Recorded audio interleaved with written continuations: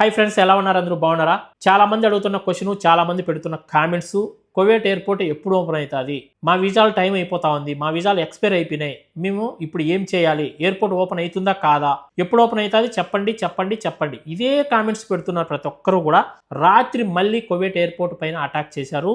Kuwait అంతర్జాతీయ విమానాశ్రయంపై శనివారం పలు డ్రోన్ల దాడులు జరిగాయి. ఈ దాడుల వల్ల విమానాశ్రయానికి చెందిన ప్రధాన రాడర్ వ్యవస్థ తీవ్రంగా దెబ్బతిన్నట్లు పౌర విమానయాన శాఖ వెల్లడించింది. ఈ ఘటనలో ఎటువంటి ప్రాణ నష్టం జరగలేదని అధికారులు ధృవీకరించారు. దాడుల కారణంగా రాడర్ వ్యవస్థ భారీ నష్టం వాటిల్లింది. సమాచారం అందిన వెంటనే ఎమర్జెన్సీ బృందాలు మరియు సంబంధిత విభాగాలు అధికారులు రంగంలోకి దిగి పరిస్థితిని పరిశీలిస్తున్నారు. ఇప్పటికీ 5వ సారి ఎయిర్పోర్ట్ పైన డ్రోన్లతో దాడి చేయడం. కొందరు చెప్పారన్న మార్చి 30 తేదీ ఓపెన్ అవుతుందంట, మార్చి 31 తేదీ ఎయిర్పోర్ట్ ఓపెన్ చేస్తారంట, ఏప్రిల్ 10వ తేదీ ఓపెన్ చేస్తారంట అని కొందరు చెప్తున్నారన్న. ఇది నిజమేనా అని నన్ను అడుగుతున్నారు. ఇప్పటికీ యుద్ధం మొదలయ్యి నెల అయింది. కరెక్ట్గా ఈ బుద్ధి 28వ తారీఖు మార్చి 28 ఈరోజు. ఈ బుద్ధుడికి నెల అయింది యుద్ధం మొదలయ్యి. ఇప్పటి వరకు 5 సార్లు ఎయిర్పోర్ట్ పైన అటాక్ చేశారు. అలాంటప్పుడు ఎయిర్పోర్ట్ ఎలా ఓపెన్ చేస్తారో ఒకసారి ఆలోచించుకోవాలి. ఇప్పుడు రాడర్ వ్యవస్థే భారీగా నష్టం వాటిల్లిందంటే మెయిన్ తలకాయ రాడర్ వ్యవస్థ. రాడర్ వ్యవస్థ అంటే తెలుసు కదా, ఫ్లైట్లు రావాలన్నా ఫ్లైట్లు పోవాలన్నా ఖచ్చితంగా రాడర్ వ్యవస్థ పని చేయాలి. అలాంటి రాడర్ వ్యవస్థే దెబ్బతినిందంటే ఎయిర్పోర్ట్ ఎప్పుడు ఓపెన్ అవుతుంది అనుకోవాలి మనం. ఈ యుద్ధం కారణంగా కువైట్లో కూడా కూరగాయల రేట్లు అయితే భారీగా పెరిగిపోయాయి. నిన్న ఒక బ్రదర్ నాకు వీడియో షేర్ చేశాడు. ఆ వీడియో మీకు పక్కన చూపిస్తా చూడండి. ఒక బెండకాయలు కానీ, వంకాయలు కానీ, మొటిక్కాయలు కానీ, దొండకాయలు కానీ, కరివేపాకు కానీ, పచ్చిమిరపకాయలు కానీ ఏవి కొనాలన్నా సరే 2 దినార్ల కంటే తక్కువ ఏవీ లేవు. 2 దినాలకు పైనే ఉన్నాయి. 2 దినార్లు అంటే మన ఇండియన్ కరెన్సీలో ఇప్పుడున్న రేటు ప్రకారం 600 పైనే పడుతున్నాయి.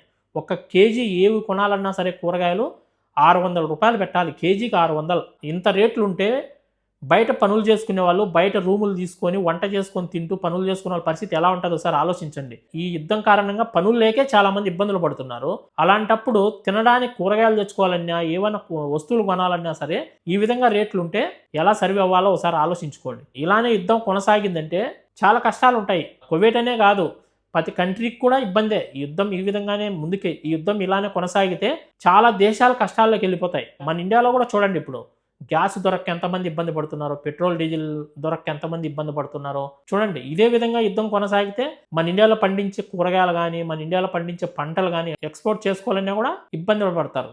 రేట్లు ఉండవు, రైతులు భారీగా నష్టపోతారు. యుద్ధం ఇలానే కొనసాగితే. యుద్ధం వల్ల ప్రతి దేశానికి నష్టమే.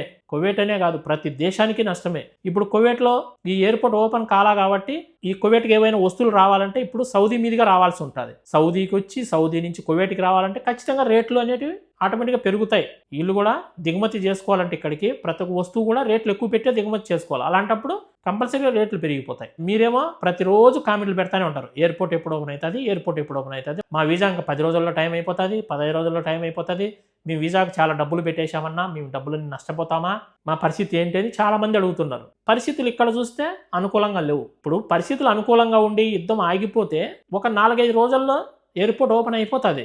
రేపే యుద్ధం ఆగిపోయినా కూడా 4-5 రోజుల్లో ఎయిర్పోర్ట్ ఓపెన్ చేసేస్తారు. ఈ యుద్ధం ఆగితే కదా, ఈ యుద్ధం ఎప్పుడు ఆగుతుందో చెప్పలేం మనం. దీనికి ఒక పరిష్కారం అనేది ఇంకా ఎవరు చెప్పలే. యుద్ధం ఎప్పుడు ఆగుతుంది అనేది ఎవరికీ తెలియదు.